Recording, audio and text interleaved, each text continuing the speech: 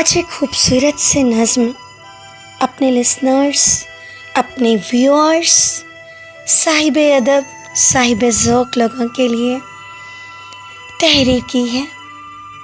गौर से सुनिएगा। तुम मुझको हिफ्ज़ कर लेना, मैं तशबीह बन के उभरूंगी सलेट पे ज़हन की तेरे। कभी नज़्मों की सूरत में, कभी लफ्ज़ों की मूरत में, कभी आहों की सूरत में, कभी आहों की सूरत में मैं सिसकी बन के सिसकूंगी तो मेरी याद के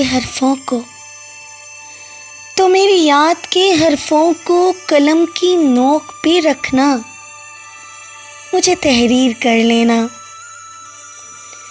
तुम्हारी सोच के दायरे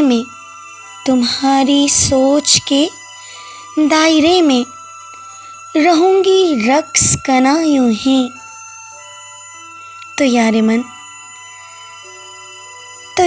मन जब जी चाहे सुनहरी पन्नों की सूरत किताबे ज़ीस्त में अपनी मुझे जंजीर कर लेना।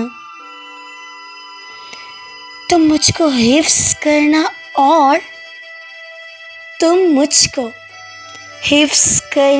और तहरीर कर लेना। Thanks for watching. Please like and subscribe my channel.